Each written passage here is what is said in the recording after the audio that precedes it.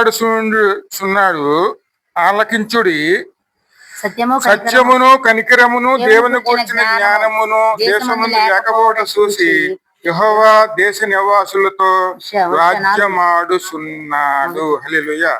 దేశము అంటే లోకంలోనండి, అంటే ప్రజల్లోను, అంటే కుటుంబాల్లోను. ఇక్కడ ఏ కుటుంబాల్లో దేవుడు మాట్లాడుతున్నారు? దేవుని కుటుంబాల్లోనే, దేవుని చేత నడుస్తున్న వారి బిడ్డల్లోనే గురించి మాట్లాడుతున్నారండి. దేవుడు అక్కడ ఏమి ఎదురు చూస్తున్నారండి? సత్యము, కనికరము, దేవుని గురించిన జ్ఞానము. ఇందులో మనం వృద్ధి చెందాలండి. ఎందుకంటే దేవుని సత్యం ఎందులో ఉంటుంది? దేవుని వాక్యంలో ఉంటుందండి. అదే కనికరము అంటే దేవుడు మనం ఎలాగైతే రక్షించారో, ఏ విధంగా మన గురించి ఆలోచిస్తున్నారో, మరి మనల్ని ఎలా దేవుడు నడిపించాడో అన్ని విషయాలు కూడా దేవుడిని మనం, ఎందుకంటే ఆయనే మన కోసం సమస్త జరిగించేవారు కాబట్టి, ఆయన కనికర పూజ్యుడు కాబట్టి మనలో కూడా ఏముండాలి అంటున్నారు? ఆయన కనికరము కూడా ఉండాలి అంటున్నారు. అంతేకాదండి, దేవుని గురించినటువంటి జ్ఞానం అది అది ఖచ్చితంగా దేవుని సన్నిధానంలో దేవుడు మనకు నేర్పిస్తారండి. ఆ దేవుని గురించి జ్ఞానంలో మనం వృద్ధి చెందాలని చెప్పి దేవుడు స్పష్టంగా మాట్లాడుతున్నారండి. కానీ ఇవన్నిటిలో మనం ఎలాగుంటున్నాం? కొరత కలిగి ఉన్నందువల్ల ఆయనే మనతో మాట్లాడుతున్నారు. ఇందులో వృద్ధి చెందాలి. మరి ఎన్ని విషయాల్లో మాట్లాడుతున్నారు. మరి ఈ రోజు మనతో ఏం మాట్లాడుతున్నారో మనం చూద్దాం. ఎందుకంటే దేవుడు ఎటువంటి వారు అనేది ఈరోజు వాక్యం మన ద్వారా తెలుస్తుందండి. దేవుడు ఎప్పుడు కూడా శిక్షించే దేవుడు కాదండి. ఎప్పుడు కూడా మనల్ని వ్యతిరేకించే దేవుడు మాత్రం కాదండి. మరి ఈ రోజు వాక్యం మరి 11వ అధ్యాయంలోనే 7వ వచనాన్ని జ్ఞాపకం చేసుకుందాం. ఇదే గ్రంథంలో, హోషేయ గ్రంథంలోనే 11:7, నన్ను విసర్జించవలనని నా జనులు తీర్మానము చేసుకుని ఉన్నారు, మహోన్నతిని తట్టు చూడవలనని ప్రవక్తలు పిలిచినను చూచుటకు ఎవడును ప్రయత్నము చేయటం లేదండి. ఎందుకంటే ఇక్కడ స్పష్టంగా ప్రభువు మాట్లాడుతున్నారు, నన్ను విసర్జించవలనని నా జనులు తీర్మానమును చేసుకుని ఉన్నాయి. తీర్మానం అంటే ఏమిటి?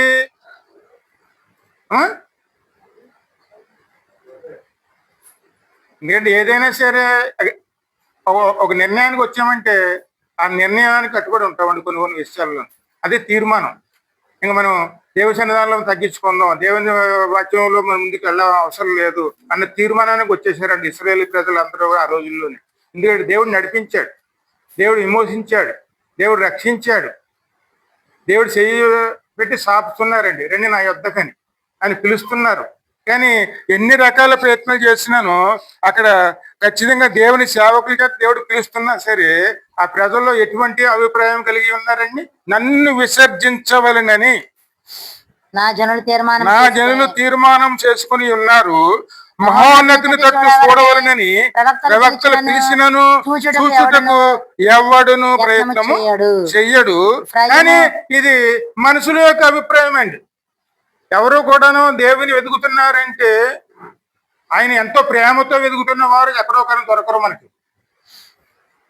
ప్రస్తుతం ఇది నిజమండి ఇది. కానీ దేవుని ఎందుకు ఎదుగుతున్నాం మనం?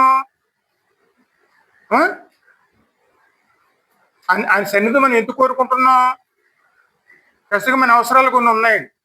ఆరోగ్యాలు కావాలి, ఆర్థిక ఇబ్బందులు విడిపించాలి, ఇంట్లో సమస్యలు లేకుండా ఉండాలి, పిల్లల భవిష్యత్తులు బాగుండాలి. ఇవన్నీ బాగుండాలంటే ఇవన్నీ ఇవ్వగలిగిన శక్తి గలవాడు దేవుడే కాబట్టి ఆయన ఆశ్రయిస్తాం. కానీ ఎన్నిటి ద్వారానే దేవుని మనం అన్నిటి విషయాలకు దేవుని ఆశ్రయించేవారుగాను ఉంటామండి. మరి ఇవన్నీ కూడా ఎవరు ఇచ్చేవారు మనకి? దేవుడే. అన్ని దేవుడే మనకి ఇస్తారు. మరి అన్ని దేవుడు ఇచ్చేవారు మరి ఆయన ఏమంటారు? ఇంకా ముందు మహోన్నతిని తోటి చూడవలనని ప్రవక్తలు పిలిచినను చూచుటకు ఎవడను యత్నము చేయడు. ఎఫ్రాయిము, నేను ఎట్లు నిన్ను విడిచిపెట్టుదును? ఇశ్రాయేలు, నేను నిన్ను ఎట్లు విసర్జింతును? ఆత్మాను వలె నిన్ను నేను ఎట్లు చేతును? సెబోయిమునకు చేసినట్లు నీకు ఎట్లు చేతును? ఇక్కడ ప్రభు ఏమంటున్నారు? ఇది మనుషుల అభిప్రాయం ఖచ్చితంగానే. ఎందుకంటే కొన్ని విషయాల్లో మనం దేవునికి ఎంత దూరం చేసుకుంటున్నామంటే మరి ఆ విషయాల్లో మన బాధతో మనం అలా చేసుకుంటున్నామో లేకపోతే వేరే ఆలోచనతో చేసుకుంటున్నామో, కానీ మందిరాన్ని ఇంత నిర్లక్ష్యంగానూ మన వెనకటి కాలంలోనూ మనం చూసి ఉండలేదు. ఏ మందిరంలో చూస్తే నిర్లక్ష్యం ఎక్కువగా కనపడుతూ ఉంటుంది. అవును, దేవుని వైపు ఏ విధంగా తిరగాలన్న విషయంలో చాలా నిర్లక్ష్యంగా ఉంటున్నాం మనం. అదే విధంగా దేవుని యందు భయము భక్తి, ఆ సన్నిధానంలో మనం ఎలా ప్రవర్తించాలన్న విషయంలో కూడా మనం చాలా అక్కడ మన ఇష్టం ప్రకారం నడుచుకుంటూ ఉంటున్నామండి. ఇవన్నీ కూడా మన శుక్రవారం జ్ఞాపకం చేసుకున్నాం. కుటుంబాల్లో ఏమి ఏలుబడి చేస్తున్నాయో జ్ఞాపకం చేసుకుంటే అవన్నీ మనకు అర్థం అవుతున్నాయి. అవన్నీ ఏలుబడి చేయడానికి కారణం ఏమిటి?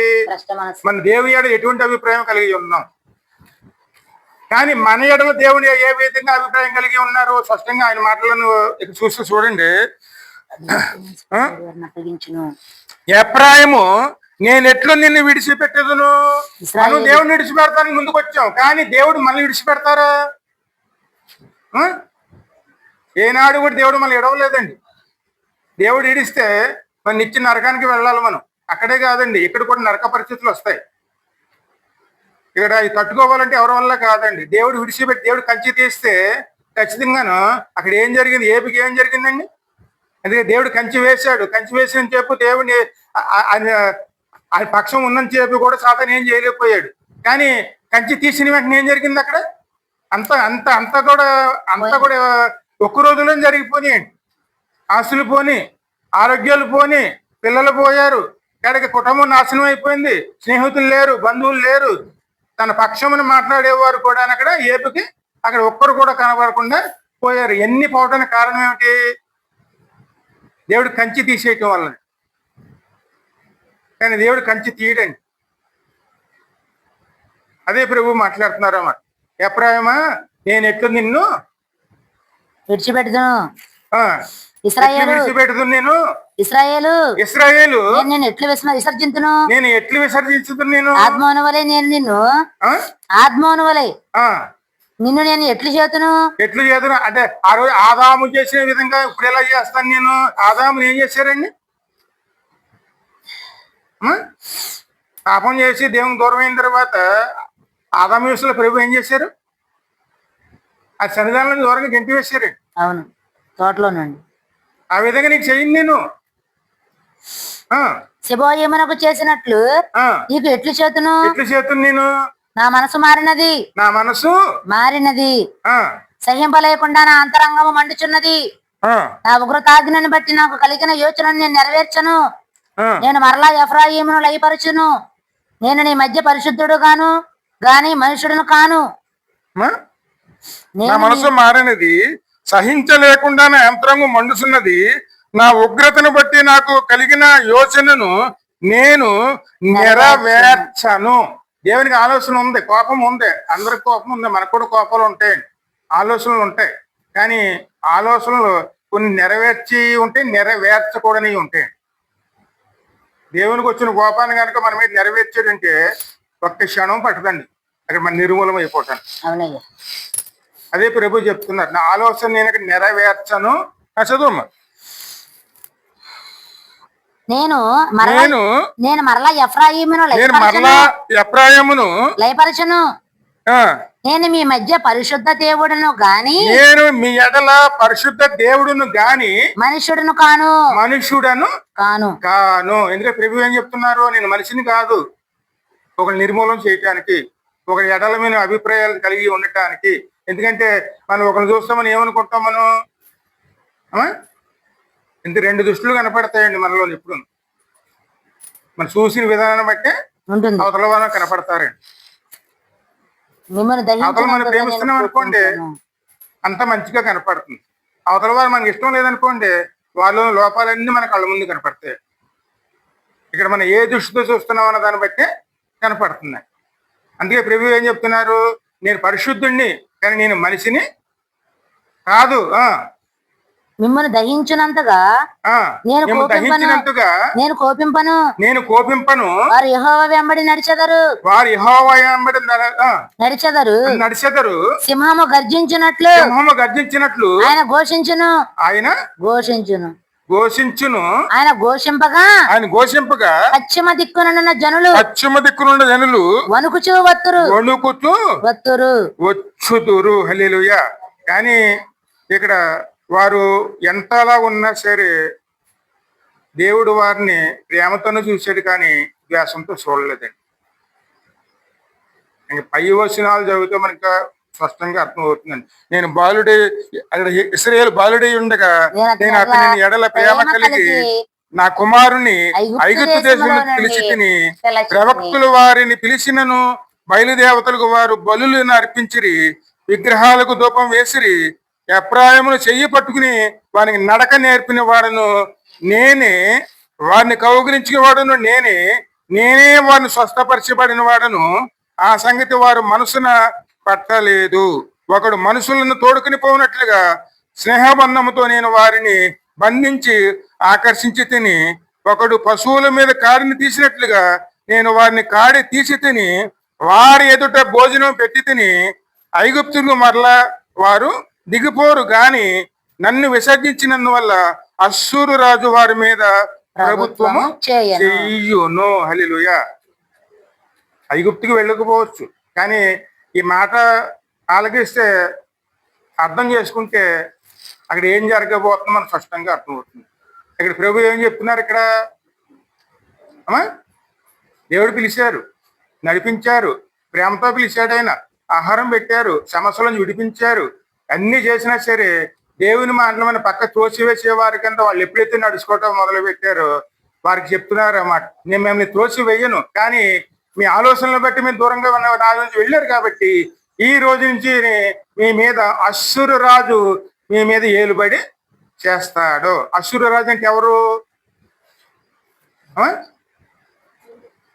అశ్షూరు రాజు అంటే సాతాను సాదృశ్యం అండి. ఏ ఐగుప్తు నుంచి అయితే ఏ పదో రాజు నుంచి అయితే దేవుడు విడిపించాడో, అక్కడి నుంచి కూడా ఉండి నడిపించారో, అన్ని సమకూర్చి పెట్టారో, ఆ దేవుణ్ణి నిర్లక్ష్యం చేసి విసర్జించినట్లుగా పక్కనే పెట్టేసినందువల్ల వారి ఇంట్లోకి ఏం తెచ్చుకున్నారండి? అశ్షూరు రాజు యొక్క పరిపాలన, అంటే సాతాను యొక్క పరిపాలన. సాతాను పరిపాలన ఏముంటాయి? ఇది ఖచ్చితంగా రాకటి రోజుల్లో జరుగుతుందండి, ఈ రోజుల్లో జరుగుతున్నాయి. అశ్షూరు రాజు పరిపాలన. ఇప్పుడు దేవుడిని నమ్ముకున్న కుటుంబాల్లోనూ సాతాను పరిపాలన ఉన్నది, దేవుడి పరిపాలన ఉన్నది. అనేక కుటుంబాల్లో చూడండి, ఇప్పుడు మన సాతాను పరిపాలిస్తుందా లేకపోతే ఇక్కడ దేవుడి పరిపాలనలో ఉన్నామా? దేవుడి పరిపాలనలో ఉంటే ఖచ్చితంగా దేవుని అలవాట్లో ఉంటాయి మనలో. కానీ ఎన్ని కుటుంబాల్లో చూడండి, ఎన్ని కుటుంబాల్లో ఎన్ని వస్తున్నాయి అంటే అవన్నీ దేని వల్ల వస్తున్నాయి? సాతాను ఒక పరిపాలన అండి.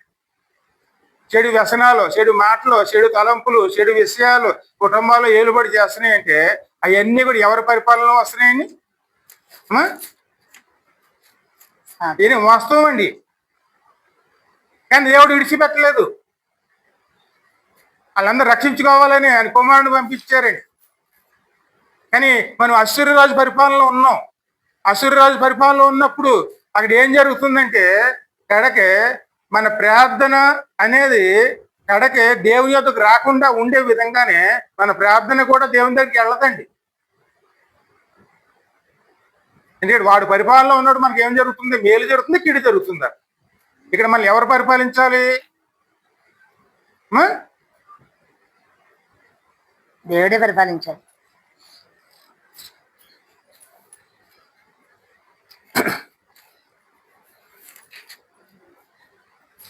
వీటన్నిటి కారణం ఏమిటి? సరే మన హోషేయ గ్రంథం 4:1 చదువు. 4:1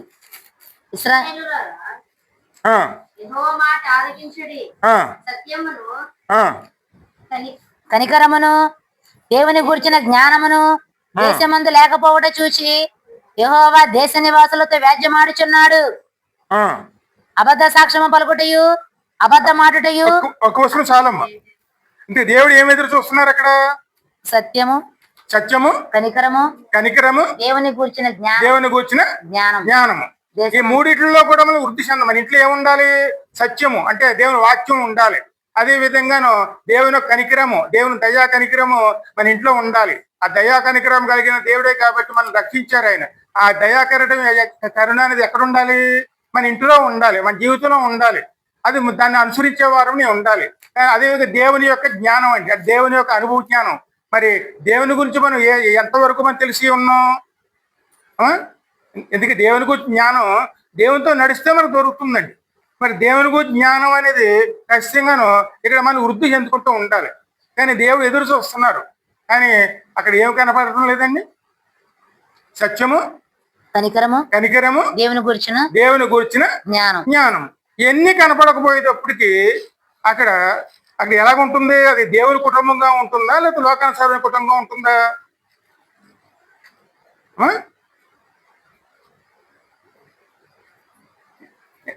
ఎందుకంటే వాక్యం స్పష్టంగా ఇందాక మాట్లాడారు ప్రభు, నేను కోపించే దేవుని కానీ కాదు అని, నేను ప్రేమించే దేవుని అని స్పష్టంగా మాట్లాడారు.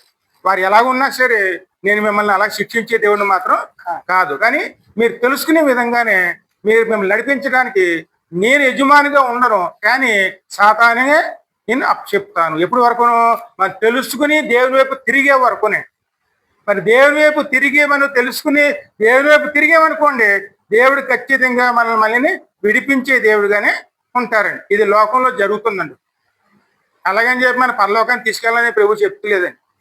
కానీ ఈ లోకంలో మనం ఉన్నప్పుడు కష్టాలు రావడానికి కారణం దేవుని గురించి జ్ఞానంలోను దేవుని యొక్క సత్యములోను మన నిర్లక్ష్యంగా ఉండటం వల్ల అది మనం పొందుకోవాల్సిన పరిస్థితి వస్తుంది. అందుకే మనం ఇక్కడ ఎందులో వృద్ధి చెందాలి అమ్మా?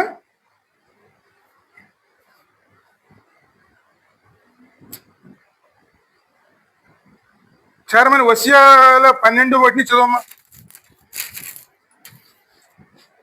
ఎఫ్రాయిము గాలిని మేయుచున్నాడు, తూర్పు గాలిని వెంటాడుచున్నాడు, మానక దినమెల్లా అబద్ధమాడుచు బలత్కారము చేయుచున్నాడు. జనులు అశూరియులతో సంధి చేసెదరు, ఐగుప్తునకు తైలము పంపించెదరు, యూదా వారి మీద యెహోవాకు వ్యాజ్యము పుట్టెను. ఇక్కడ లోకంలో ఏం జరుగుతుందంట? ఆ రోజు ఎఫ్రాయిము గాలిని మేయుచున్నాడు, తూర్పు గాలిని వెంటాడుచున్నాడు, మానక దినమెల్లా అబద్ధములాడుతూ బలత్కారం చేయుచున్నాడు. జనులు అశూరియులతో సంధి చేసుకొందురు, ఐగుప్తుకు తైలము పంపించెదరు, యూదా వారి మీద యెహోవాకు వాక్యము పుట్టెను.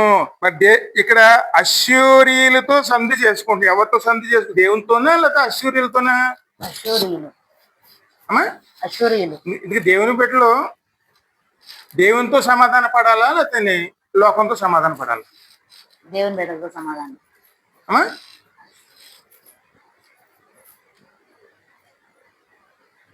స్పష్టంగా దేవుడు మాట్లాడుతున్నారు. ఎందుకంటే మనం ఇక్కడ లోకంతో సమాధాన పడాలా దేవునితో సమాధాన పడాలా?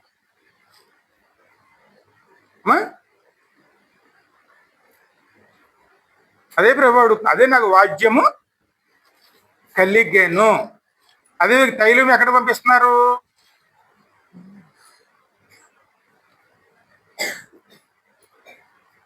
ఎందుకంటే ఇక్కడ ఇందాక ఇంకో విషయం కూడా దేవుడు మాట్లాడండి, వారు విగ్రహములకు ధూపము వేయుచున్నారు. మరి ఇవన్నీ కూడాను ప్రభు ఎందుకు మాట్లాడుతారంటే ఇక్కడ ప్రభు ఏమి ఎదురు చూస్తున్నారు? ఇక్కడ విశ్వసనీయత అంటే నమ్మదగిన వారిగా మనం దేవుణ్ణి సేవించే వారిగాను ఉండాలని దేవుడు కోరుకుంటున్నారండి. అందుకే మనల్ని దేవుడు విడిపించారు. విడిపించడమే కాదు, ఆయన మనకు పిలిచారండి. పిలిచి మనం ఎలా జీవించాలో ఎలా ముందుకు వెళ్ళాలో తనతో నడుస్తున్న బిడ్డలకి ఆయనే నేర్పించుకుంటూ వచ్చారండి.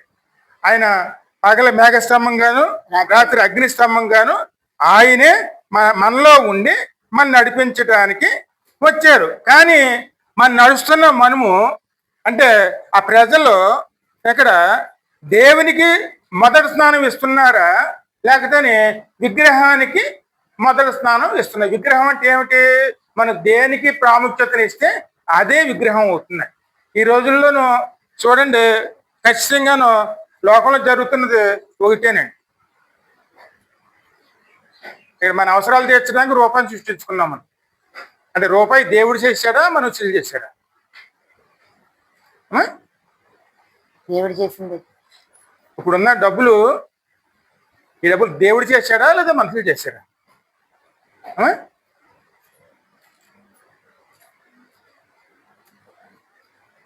ఈ డబ్బులు ఎవరు చేశారు?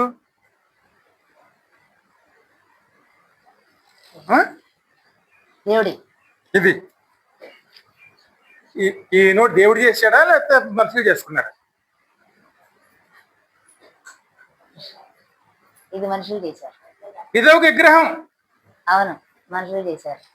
దీనికి విలువనిస్తామా? మరి సేవలైనా సరే, ఏదైనా ఎందులోనైనా సరే, మందిరాల్లో ఇప్పుడు ఏర్పాటు చేసేది దేవుని వాక్యమా లేకపోతే రూపాయి నోట? రూపాయి నోట్లు. ఆ? అంటే దేవుని పక్కన పెట్టి మనం ఏం చేస్తున్నాం? రూపాయికి విలువిస్తున్నాం. ఇదే పెద్ద విగ్రహం అండి. ఇది ఉందనుకోండి, తైలాలన్నీ లోకం మీదకే. అని స్పష్టంగా మాట్లాడుతూ చూడండి. వాళ్ళు సంధి ఎవరితో సంధి చేసుకుంటున్నారు? సాతానుతో సంధి చేసుకుంటున్నారు. తైలం అంతా ఎక్కడికి వెళ్తుంది? ప్రార్థనలు ఎక్కడికి వెళ్తున్నాయి? ఏ విషయంలో మన ప్రార్థనలు ముందుకు వెళ్తున్నాం? దేవుని చిత్తం ఏమన్నా సరే మీకు మన ద్వారా నెరవేరుతుందా? ఏ రూపాయి అయితే సృష్టించుకుని అవసరాలు తీసుకోవాలని వాడు అనుకున్నాడు, ఆ రూపాయికే మోకరించడం నేర్చుకోవడం మొదలు పెట్టాడు. దేవుడిని మోకరించడం మానేశారండి. ఏదో నామకార్థంగా మోకరిస్తారు, కానీ హృదయపూర్వకంగా దేవుని ఎడల మోకరించి ప్రార్థన చేసేవారు ఈ రోజుల్లోనూ ఎక్కడో ఒక 110% కన్నా మనం దొరకరండి. కానీ దేవుడు ఎందులో ఎదురు చూస్తున్నారు? విశ్వసనీయత, అంటే యథార్థ హృదయము. అంటే అక్కడ ఎటువంటి యథార్థము? దాని కుమారుడు ఎలాగున్నారో మనం కూడా అలాగే ఉండాలి. అలా ఉన్నవారిగా పరలోక ప్రవేశం ఉంటుంది. కానీ ఇక్కడ మన ఇష్టానుసారంగా జీవితం ఇలాగే ఉంటాము అని ఉన్న వారికి ప్రవేశం ఎలా కూడా దొరుకుతుంది మనకి? అందుకే ఆయన కనుదృష్టి ఎలా ఉంటుందండి? అక్కడ ఎప్పుడు నిష్కళంకంగా ఉంటుందండి. ఎటువంటి లోపాలు ఉండకూడదు. లోపాలు ఉండకూడదంటేనే దేవుడు మనల్ని నడిపించాలి. దేవుడు నడిపిస్తున్నారు, అందుకే ఆయన బోధ చేస్తున్నారు. ఆ బోధ ఎందుకు చేస్తున్నారు? అక్కడ మనం ఎలా జీవించాలో, ఎలా వెళ్ళాలో ఆయనే మనకు నేర్పిస్తున్నప్పుడు, మరి ఆయన్ని ద్వారా మనం నేర్చుకున్నాం అనుకోండి, మరి సత్యం తెలుస్తుంది. ఆ సత్యం తెలిసింది అనుకోండి, మనం స్వతంత్రం చేస్తుంది. ఎవరికి మనం మోకరించవలసిన అవసరం లేదండి. జీవము గల దేవునికి తప్ప మనం దేనికి కూడా మోకరించవలసిన అవసరం లేదు. కానీ మనం ఎప్పుడైతే మనం లోకం మీద ఆధారపడతాం మొదలు పెట్టామో, అన్నిట్లో కూడా ఏది చేరిపోయిందండి? ఇప్పుడు ఒక విగ్రహం. దేవుడే నడిపించాడు. అది కొండ మీదకి వెళ్ళి వాళ్ళకు ధర్మశాస్త్రం సిద్ధం చేస్తున్నప్పుడు ఆ ప్రజలు కింద ఏం చేసుకున్నారండి? అంతవరకు ఎవరు నడిపించారు? పగల మేఘస్తంభమును, రాత్రి అగ్నిస్తంభమును. కానీ ఒక 40 రోజులు అక్కడ మోసే అక్కడ లేకపోతే, ఆ 40 రోజులు ప్రభు దగ్గర ఉపవాసంతో ఉంటే ఈ కింద ప్రజలు చేసిన పని ఏమిటి? మోసే ఎక్కడికి వెళ్ళిపోయాడో, యెహోవా మమ్మల్ని ఇక్కడ ఉండమంటున్నారు కదా, మేము ఇక్కడే ఉండిపోవాలి, మేము ముందు వెళ్ళి ఆ రాజ్యాన్ని స్వతంత్రించుకోవాలి. కాబట్టి మీరు మా కోసం నడిపించడానికి ఒక దాన్ని సిద్ధం చేయండి అని చెప్పి ఒత్తిడి చేస్తే, ఆ ఒత్తిడి ప్రకారమే వారి బంగారం తెమ్మని, ఆ బంగారం ద్వారానే వారి మనసులో ఉన్న దానికి ఒక రూపాన్ని ఇచ్చారండి. కానీ అంతవరకు వారి మనసులో ఏముంది? అంతవరకు వారి మనసులో ఉన్న అక్కడ ఏముందండి? ఎందుకంటే మన మనసులో ఉన్నదాన్ని మనం రూపం ఇస్తామా, లేకపోతే మనసులో లేని దానికి రూపం ఇస్తామా? అంతవరకు దేవుడే నడిచాడు కదండి. ఇది ఎర్ర సముద్రం దాటిచ్చింది ఎవరు? దేవుడే. అదేవిధంగా మారాలంటే చేదులాంటి నీళ్ళని మధురంగా మార్చింది ఎవరు? దేవుడే.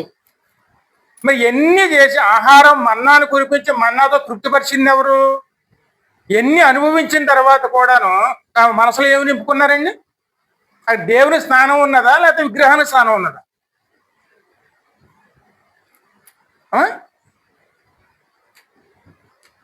ఆ సమయంలోనే వారి మనసులో ఏమొచ్చింది బయటికి? ఒక విగ్రహం. ఆ విగ్రహానికి రూపాన్ని ఇచ్చారండి. ఆ రూపం ఇవ్వటం దేన్ని ఉపయోగించుకున్నారు? దేవుడు ఇచ్చినటువంటి పరిశుద్ధతను, అంటే బంగారాన్ని. ఆ బంగారం అంతా దేనికి తీసుకొచ్చారండి?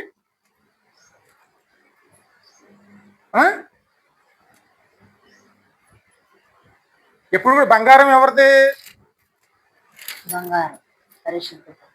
ఎందుకంటే మనలోని పరిశుద్ధత ఎవరిది? దేవునికి. ఇక్కడ దేవునికి ఇవ్వాలా లేదా సాతానికి ఇవ్వాలా? దేవునికి. ఈ రోజుల్లో కూడా ఎంత ఇదేనే, అంత డబ్బులతోనే. ఎక్కడ దేనికి విలువనిస్తున్నాం? ఏ రూపాయిని అయితే బతకడానికి ఏర్పాటు చేసుకున్నామో ఆ రూపాయిగా మోకరించే వారి కింద, దేవుని పక్కన పెట్టేసే వారి కింద, ఒక విగ్రహం కింద మార్చేసుకున్నందువల్ల కనుక దేవుని ఉగ్రత అనేది ఖచ్చితంగా మన మీద ఏలుబడి చేస్తుందండి. అందుకే ఇప్పుడు మనం ఎవరు ఏలుబడి చేస్తున్నారు? సాతానండి. ఈ రూపాయిని పెట్టి దేవుని దూరం చేస్తాడండి. కానీ ఈ సత్యాన్ని తెలుసుకున్నాం అనుకోండి, దీన్ని పక్కన పెట్టి నిజ దేవుడి వైపు తిరిగేవాడి కింద మనం ఉంటామండి. మరి కుటుంబాలు, అవును, ఈ రోజుల్లో దేవుడు రక్షించాడు, వేసి రక్తం తీసుకుంటున్నాం. తీసుకున్న తర్వాత ఆ మర్నాడు నుంచి అదే హృదయంలోకి, అదే అదే అదే కడుపులోకి అక్కడ అక్కడ వాళ్ళు ఏం తీసుకుంటున్నారు కొంతమంది చూస్తుంటేనే చాలా దుఃఖం కలుగుతుందండి. ఆ మర్నాడు నుంచే ఆ మందు తాగటాలు, అయిన చెడు వ్యసనాలు, తీసుకోరాని కూడా గుట్టకాలు మింగటాలు, గోకరాలు నలబటాలు, ఇవన్నీ చేసుకుంటూ వచ్చు. బలారాధన రోజు వచ్చి పవిత్రుడిగా వచ్చేసి మోగని బలారాధన తీసేసుకుంటే ఆ బలారాధన వల్ల వాళ్ళు పవిత్ర పరచబడతారా? దేవుని ఉగ్రతకు లోనవుతారా? అంటే వాళ్ళు అలా ప్రవర్తించడానికి కారణం ఎవరు? సాతాను వారి మీద ప్రభుత్వం చేస్తుంది, సాతాను వారి మీద ఏలుబడి చేస్తుంది. మరి వాడు ఏలుబడి చేస్తున్నప్పుడు కుటుంబంలో సమాధానం ఎక్కడి నుంచి వస్తుందండి? ఎందుకంటే బలరాన్ని తీసుకుంటున్నాం. మనం బలరాన్ని తీసుకున్నప్పుడు మన హృదయంలోనూ వ్యతిరేక భావాలు, అంటే ఒకరి శత్రువులుగా చూడటం, లేదా కోద్రాలు, లేకపోతే అయ్యి రకరకాల ఆలోచనలు, ఈ ఆలోచనలన్నీ మన కడుపు నుండి పెట్టుకుని ఏసే రక్తం చేత మనం కడగబట్టాం అనుకుంటే, తీసుకుంటే అదే ఒక విగ్రహంగా మారినప్పుడు అది మనకి ఎలా పవిత్రపరుస్తుంది?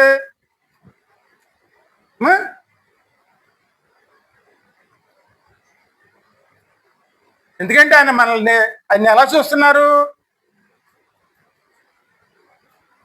ఆయన కుమారుని స్వరూపంలో ఉండటం కోసం దేవుడు మనం చూస్తున్నారండి. మరి అలా మార్చాలంటే ఖచ్చితంగాను కొన్ని సుత్తి దెబ్బలు మనకి తప్పదండి. అందుకే అక్కడ అశ్షూరు రాజుకి వారిని అప్పగించాడు. అశ్షూరు రాజు ఎవరు? సాతాను యొక్క సాదృశ్యం అండి. సాతానుకు అప్పచెప్పినప్పుడు వారి పరిస్థితులు ఎలాగుంటాయి? అందుకే వారి ఎడల జాలి పడుతున్నాడు అన్నమాట. నేను వారిని నిజంగా కోపగించలేదు, వారిని విడిచిపెట్టను, కానీ వారు తెలుసుకోవడానికి కొద్ది రోజులు సాతానికి అప్పగిస్తాను. సాతానికి అప్పగిస్తున్నారంటే వారిని దేవుడు విడిచిపెట్టేసాడని కాదండి. వారు తెలుసుకునే వరకును వారిని రక్షించుకోవటానికి ఆ బాధల్లోకి తీసుకుని వెళ్ళేవారుగానే ఆయన ఆలోచన చేస్తారు. అంతేగాని దేవుడు మళ్ళీ విడిచిపెట్టేసాడని, విడిచిపెట్టేస్తే నరకానికి వెళ్ళాలన్నమాట. అక్కడ మనల్ని నరకానికి పంపించడానికి దేవుడు ఎప్పుడు కూడా ఆలోచించేవారు మాత్రం కాదండి. ఈ రోజు వరకు కూడాను దేవుడు మన ఎడలు చేస్తున్న కార్యాలు చూస్తే ఖచ్చితంగా చూడండి. అదేవిధంగా మత్తయి సువార్తలో ప్రభువు ఏం చెప్తున్నారు చూడండి, 23వ అధ్యాయంలో 37 నుంచి 39 వరకును.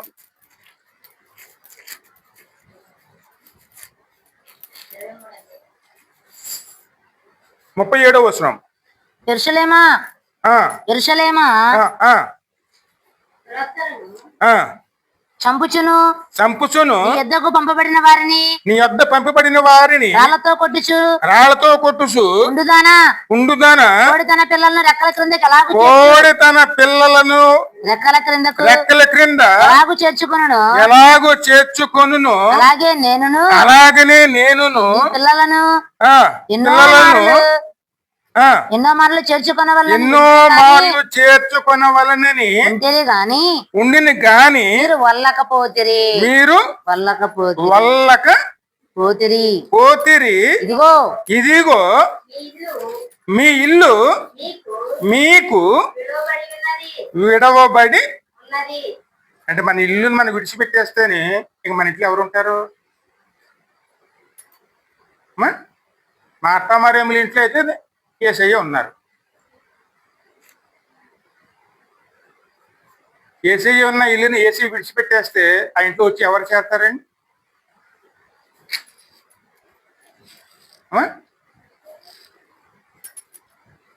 ఇన్నాళ్ళ ప్రార్థన నడుస్తుంది. ఆ ప్రార్థన మనం పక్కన పెట్టేసాం అనుకోండి, ఆ ఇంట్లో ఎవరు వచ్చి చేరతారండి?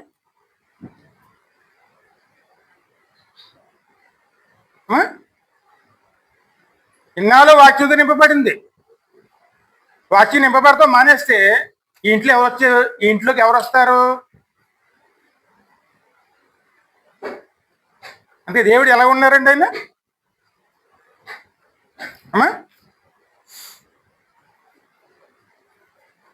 ప్రేమించే దేవుడు. పంపబడిన రాళ్ళతో కొట్టించు ఉండదా నా కోడి తన పిల్లల్ని ఎలా రెక్కల క్రిందకి ఎలాగో చేర్చుకుంటుందో అలాగే నేనును నీ పిల్లలను ఎన్నో మారులు చేర్చుకున్నవలనని ఇంటిని కానీ రాళ్ళతో కొడుతూ ఉండుదానా కోడి తన పిల్లలు రెక్కల కిందకి ఎలాగో చేర్చుకును అలాగే నేనును నీ పిల్లలు ఎన్నో మార్లు చేర్చుకుని ఇంటిని గాని మీరు వల్లకపోతిరి. కోడి తన పిల్లలను రెక్కల కింద ఎందుకు చేర్చుకుంటుంది? ఆపద నుండి కాపాడ్డాను. అంటే దేవుడు మనకు పిలుస్తున్నాడు అంటే ఎందుకు పిలుస్తున్నాడు? ఎందుకంటే కోడి కనుక పిల్లల్ని తీసుకుని బయటికి వెళ్తే పిల్లలు పైన ఉన్నటువంటి గెద్దను చూసినప్పుడు ఆ పిల్లల్ని ఎక్కడ చేసుకుంటుందండి?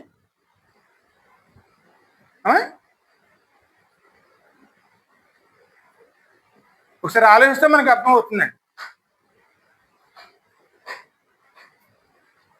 ఆ పైన గెద్దున్నాలు లేనసేపు అవన్నీ దూరంగా వెళ్ళి మేస్తాయి, కానీ పైన శబ్దం వినపడితే అన్ని పిల్లలు ఎక్కడికి వచ్చి చేరతాయి?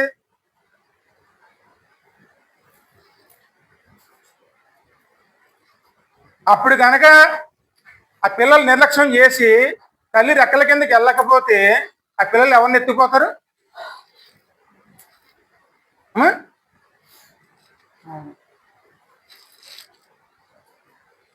అదే ఉదాహరణ చెప్తున్నారండి. లోకంలో మనం బతకడానికి ఎక్కడో తిరుగుతూ బతుకుతూ ఉంటాం మనం, కానీ సాతానుకారుగా మన మీద ప్రయోగం చేయడానికి సిద్ధపడినప్పుడు ఆ ప్రభావాలు కనపడుతున్నప్పుడు ఖచ్చితంగా మనం ఎవరి భద్రతలోకి వెళ్ళాలి?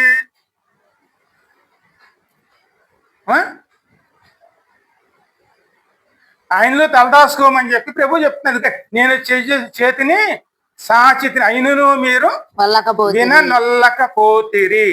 కోడి తన పిల్లల్ని ఎలాగైతే రెక్కలు చేసుకుని పిల్లల్ని ఆహ్వానిస్తుందో భద్రపరుచుకుంటుందో దేవుడు కూడాను అనేక కష్టాల్లోనూ నష్టాల్లోనూ బాధల్లోనూ ఆయనే మనల్ని పిలిచి తనలో తలదాచుకునే విధంగాను దేవుడు మనకి అవకాశం ఇస్తున్నప్పుడు మరి దాన్ని విన్నామనుకోండి, మనం ఎక్కడ తలదాచుకుంటాం? ఆయనలో తలదాచుకోండి. కానీ మనం అక్కడ ఆ మాట వినకపోతే మన ఇంటిని మనకే అప్పచెప్తాం. మరి మన బాధలు మనం భరించాలంటేనే అది మన సాధ్యం అవుతుందా? అంటే మన కుటుంబం మనం చక్కపరుచుకోగలుగుతామా?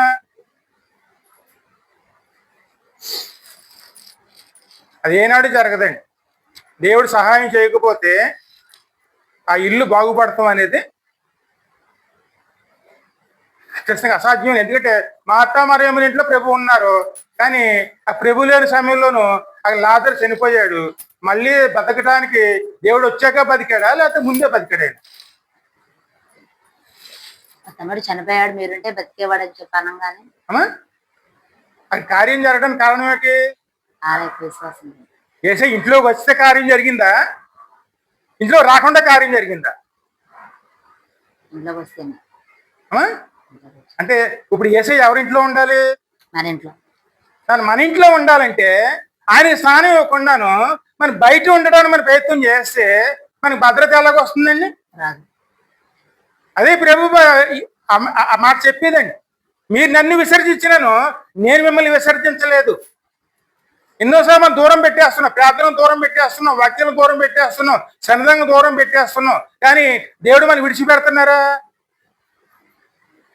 ఈనాడు దేవుడు కనుక విడిచిపెడితే ఈ లోక శ్రమలు ఎలాగుంటే చాలా భయంకరంగా ఉంటాయి. ఈ సంవత్సరం చూడండి, మీరు ప్రార్థనలు చేయకపోతే పరిస్థితులు చాలా దారుణంగా ఉంటాయి. వర్షపు సుక్క కనపడదు. మీరు డిసెంబర్, జనవరి, ఫిబ్రవరి మాసాలు వచ్చే వరకు కూడాను మీకు వర్షాలకు రావండి.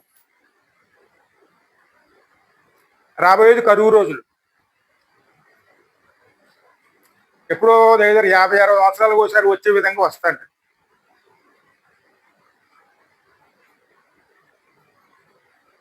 ఏప్రిల్ మాసంలోనే మాడు పగలు కొట్టేంత ఎండలు కాస్తున్నాయంటే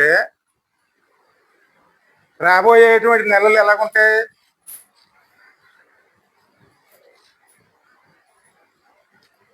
అప్పుడు అంచనాకు వచ్చేసారండి. సెప్టెంబర్, అక్టోబర్ వరకు కూడా మనకి ఋతుపవనాలు రావండి. మరి ఎన్ని జరగడానికి కారణం ఏమిటి?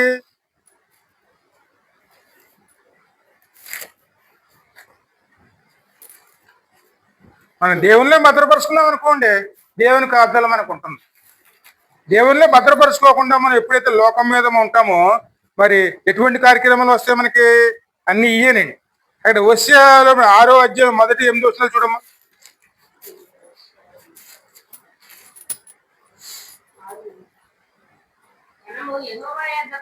మనం యెహోవా యొద్దకు మనలతో రండి, ఆయన మనలను తీసివేసును, చీల్చివేసును, ఆయనే మనలను స్వస్థపరచును, ఆయన మనలను కొట్టెను, ఆయనే మనల్ని బాగు చేయును, 2 దినములైన తర్వాత ఆయన మనలను బ్రతికించును. 2 దినములైన తర్వాత శుక్రవారం ఏమో ప్రభు సిలువ వేశారు.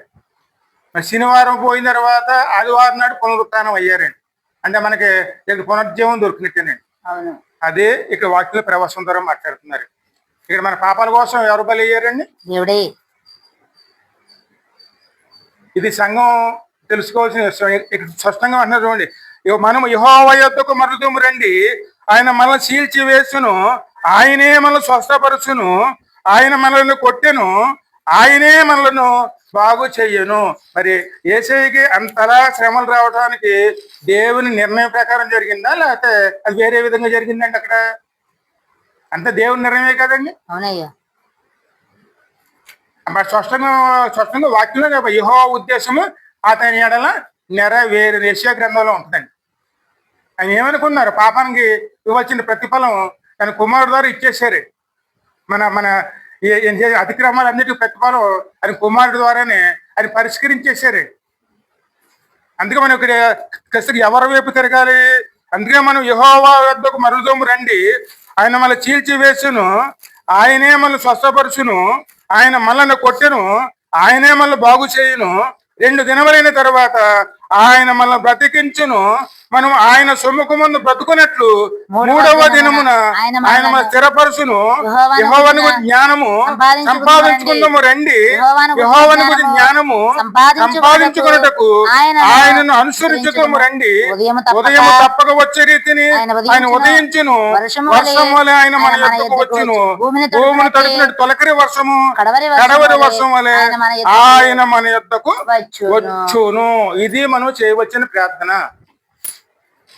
ఇది దేవుని వైపు తిరగవలసిన సమయం అండి. మనం దేవుని వైపు తిరిగామనుకోండి, ఇంతవరకు మనం అనిపిస్తున్న ప్రతి దాంట్లో కూడా మనకు విడుదల వస్తుందండి. వీటన్నిటికీ పరిష్కారం కింద అని కుమారుణ్ణి శిలువ మీద అప్పచెప్పారండి. అని ఇక్కడ మన తిరుగుబాట్లకి, మనం చేసిన కార్యాలకి అంతా కూడా ప్రతిఫలం ఎవరి ద్వారా జరిగింది? ఒకసారి ఆ మాటలు యెషయా గ్రంథం 53వ అధ్యాయం చూడమ్మా. 53.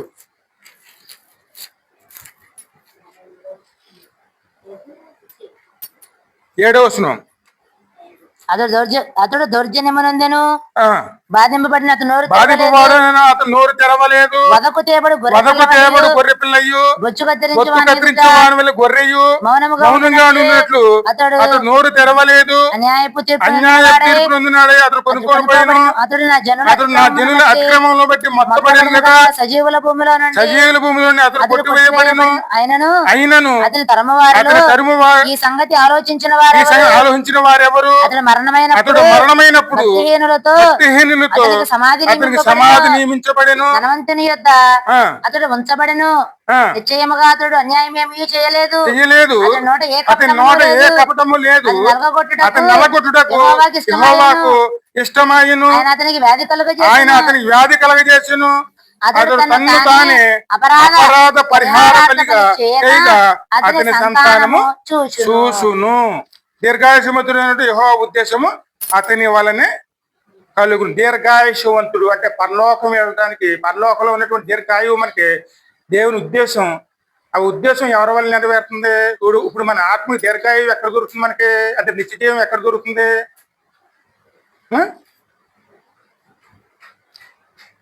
ఇక్కడ మనకి నిత్యజీవం ఎక్కడ దొరుకుతుంది? దేవుని అది దేవుడు ఏర్పాటు చేసిందండి. ఆత్మ నశించిపోవడానికి కాదండి. ఆత్మలు ఎక్కడ ఉండాలి? అక్కడ నిత్యము నిలిచే విధంగా దేవుని సన్నిధానంలో ఉండటం కోసమే దేవుడు నిర్ణయించుకున్నారు. కాబట్టి అవన్నీ ఉద్దేశం నెరవేర్చబడేంగాను దేవుడే సిద్ధం చేశారండి. అందుకే మనం ఎక్కడ తిరగాలి? యెహోవా యొద్దకు మరులుదము రండి. రండి. మనం ఎక్కడ జ్ఞానం నేర్చుకోవాలి? దేవుని యొద్దే. దేవుని యొద్ద నేర్చుకోవాలి. ఎందుకంటే మన జ్ఞానం ఎలాగుంటుందంటే, ఆమె సామెతలు 14:12 చూడమ్మా. సామెతలు 14.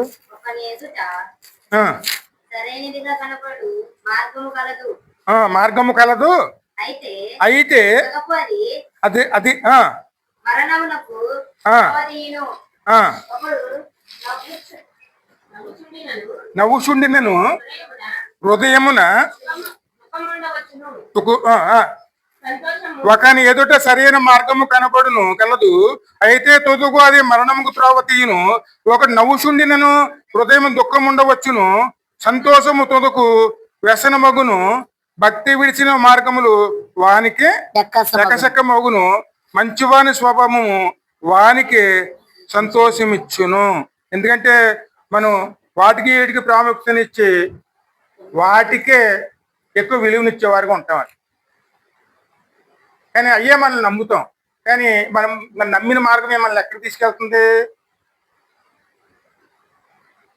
అంటే, అక్కడ దేవుడి జ్ఞానంలో నడుచుకోకపోతే అవన్నీ కూడా మనకి ఎలాగ మారుతాయి? వ్యసనాలుగా మారిపోతాయి.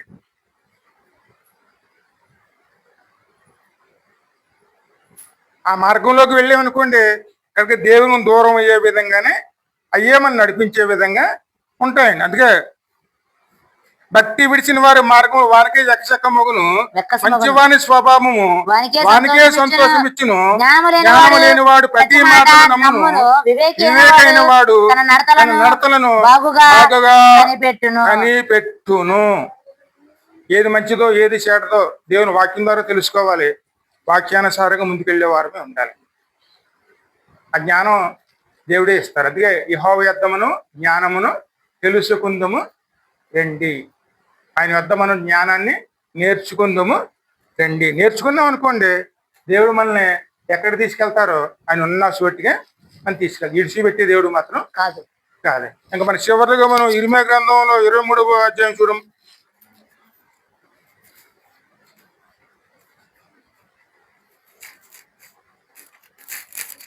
ఇర్మీయా 23 29 నుంచి చదువు.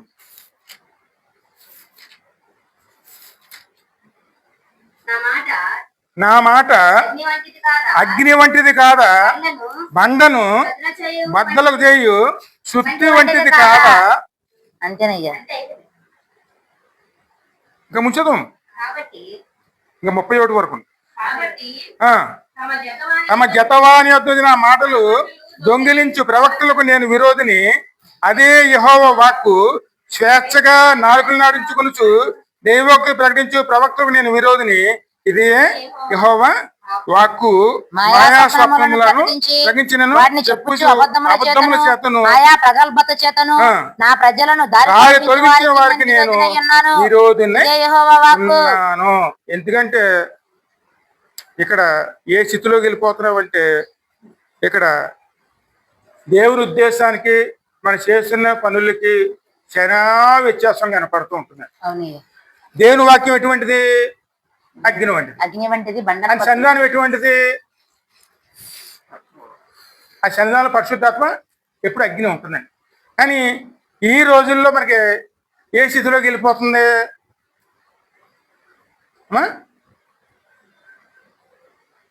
ఆఖరికి ఎటువంటి రోజులు వస్తున్నాయంటే, ఏఐతోనే మందిరాలు నడిపే రోజులు వచ్చేస్తున్నాయి. పెద్ద సినిమా తెర పెడతారు, అక్కడ ఏఐతోనూ చిన్న ప్రాజెక్టులు పెడతారండి. పరలోకం దేవుడు దిగి వచ్చినట్టుగా మనకు కనపడుతుంది. అప్పుడే నైజీరియా దగ్గర ఎక్కడ 1-2 అప్పుడే స్టార్ట్ అయ్యారు. ఏఐ చేత నడిపించే చర్చిలు. పాస్టర్లు ఉండరు, సేవకులు ఉండరు, కానీ వాళ్ళు మాత్రం ఉంటారు.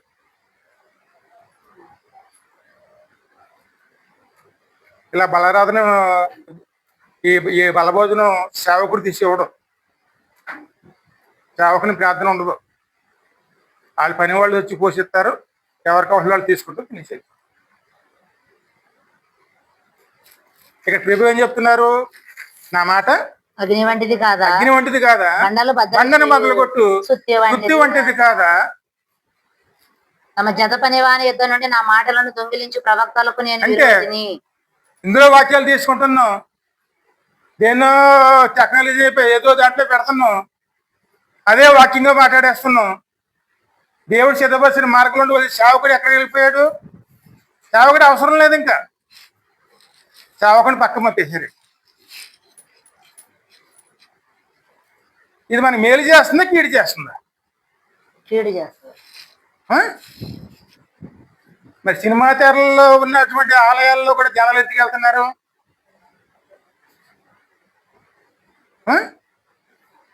ఎక్కడో ఒక మూల సేవకుడు కానగా ఇలా టీవీలో మాట్లాడుతూ ఉంటే మాటలే సేవే అనుకుని, ఇదే బలిపీఠం అనుకుని, ఇక్కడే బలపదం తీసుకుని సేవకుడి సంబంధం లేకుండా మనం సేవలో పాల్గొని తీసుకుంటే అక్కడ మీకు వచ్చిన వాక్యం దేవుని యొద్ద నుంచి వచ్చిందా? ఆ వాక్యం ఎక్కడి నుంచి వచ్చింది? అదే ప్రభు చెప్తున్నారు. అక్కడ ఏం మాట్లాడుతా చదువమ్మది?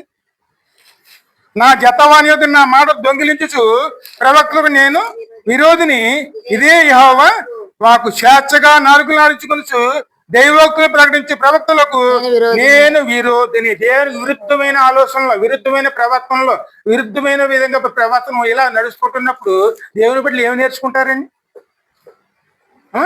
అంటే దేవుని ఎందుకు ఇక్కడ ఏమాత్రం భయభక్తులు ఏర్పడతాయి? మరి ఇంత వ్యతిరేకంగా దేవుని విరుద్ధ కార్యాలు జరిగిపోతుంటే మరి దేవుని కోపం రాకపోతే ఏమొస్తుంది? అదే పరిచర్య అనుకుంటున్నాం మనం. అంతా కూడా దేంతో నడుస్తుంది? ఇందుకు చూపించేది చూడండి, ఆ 100 రూపాయల కాంతి చుట్టూ తిరుగుతున్నాయండి అన్నీ. ఆ డబ్బులు ఉంటే చాలా టెక్నాలజీ వస్తుంది. టెక్నాలజీ ఉందనుకోండి, అదే చర్చి, అదే మందిరం. ఇంక దేవుని సిద్ధపరిచిన మార్గాలన్నీ పక్కన పెట్టేస్తున్నాం. మరి ఎన్ని పక్కన పెట్టేస్తే మన ఇల్లు సాతాను చేతిలోకి వెళ్ళకుండాను దేవుని చేతిలో ఎలాగుంటుందండి?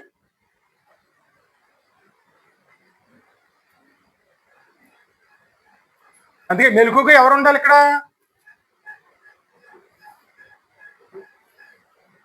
ఇటువంటి రోజుల్లో వచ్చామండి. వచ్చినప్పుడు మనము దేవుడి సత్యానుకరంగా మన ఇంట్లో ఉందనుకోండి, మన సొహంతుల్లోగా ఉంటామండి. అదే దేవుడి జ్ఞానం మన ఇంట్లో ఉందనుకోండి, ఇంట్లో మనం పడిపోము, అక్కడ మనం కాపాడుకుంటాం.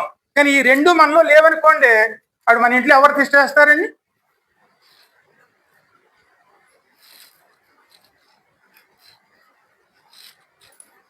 ఎంత దురదృష్టం అంటే ఆ సంఘంలో వారికి విభేదాలు వచ్చాయి అనుకోండి, శుభ్రం ఇక్కడి నుంచి వెళ్ళిపోతాం, అందులో చేరిపోతాం.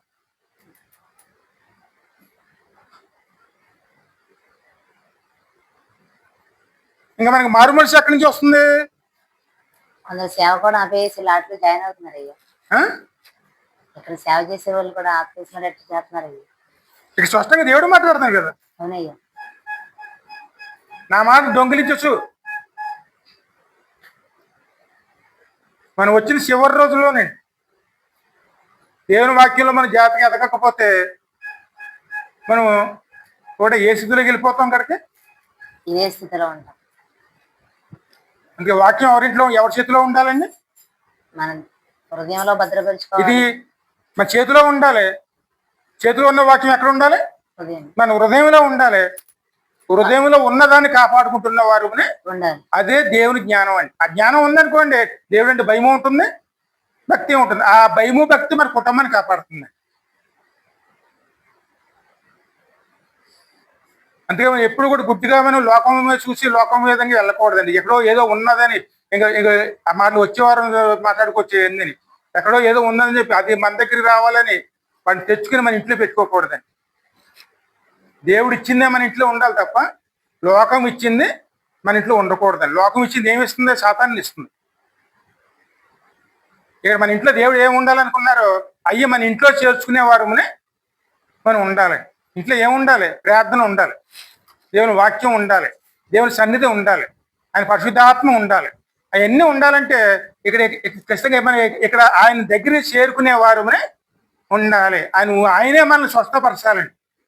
ఒకవేళ దెబ్బ కొట్టాడు అనుకోండి, ఆయనే మనం కొట్టాలి, ఆయనే స్వస్థపరచాలి, ఆయన చేతిలోనే మనం ఇమిడే వారిని అప్పుడు ఆ కుటుంబం యెహోవా కుటుంబంగా మారుతుంది. ఎందుకంటే ఆయన మన దెబ్బ కొట్టారంటే ఆ దెబ్బ ఎందుకు కొడుతున్నారు ఆయన? ఆ? ఈ ప్రమాదంలో వెళ్లకుండా ఉండటం కోసమే. ఇక మన దేవునికి లోపడ్డాం అనుకోండి, ఖచ్చితంగా ఆయన ఇందాక స్పష్టంగా ఫస్ట్ లోనే మాట్లాడేసేవాడిని, నేను ఎవరిని ద్వేషించేవాడిని మాత్రం కాదు, ఎవరిని విడిచిపెట్టేవాడిని మాత్రం కాదు. ఎవరిని దేవుడు ఎడవడండి, అందరు రక్షించుకోవాలని చెప్పి అన్న బంధన బద్దలు కొట్టు సుత్తి వంటిది కాదా. వాక్యం సుత్తి లాంటిదండి. ఒకసారి మనం తగిలినప్పుడు చాలా బాధ కలుగుతుంది, కానీ అలా బాధ కలిగే విధంగా దేవుడు ఎందుకు మాట్లాడుతున్నారు? బండలాంటి హృదయాన్ని మెత్తని హృదయంగా మార్చడానికి దేవుడే పని చేస్తారు. అది విని గ్రహించుకున్నాం అనుకోండి, ఖచ్చితంగా మెత్తని హృదయం కింద మాంసపు గుండె కింద నేను మా కఠిన గుండె కింద ఉండాలా, లేకపోతే మాంసం గుండె కింద ఉండాలా? అలా మార్చడం కోసమే ఆయన వాక్యం మాట్లాడతారండి. దాన్ని గ్రహించుకున్నాం అనుకోండి, ఖచ్చితంగా మన మీద ఉన్న అపరాధాల దోషాలు అన్నీ ఆయన కుమారుడి మీద మోపుకుని మనకి విడుదలను ఇస్తారు. అందుకని 2 దినములు చూద్దాం రండి, 3వ దినం ఖచ్చితంగా ఆయన మనల్ని లేపుతారు, ఖచ్చితంగా మనల్ని రక్షిస్తారు. అదే పునరుత్థాన దినం అని. ఆయన వైపు ఉన్నాం అనుకోండి, ఆయనతో పాటు మనం ఖచ్చితంగా మనం పునరుత్థానంలో పాల్గొని తీసుకుంటాం. ఆయన వస్తారు, వచ్చినప్పుడు ఎక్కడ ఉండాలి మనం? ఆయన్ని వెతికేవారు, ఆయనతో నిలిచేవారు ఆ తీర్మానం తీసుకోవటానికే బల్ల భోజనం. ఈరోజు బలభోజనం తీసుకుంటున్నాం అంటే మరి ఎటువంటి తీర్మానం తీసుకోవాలండి?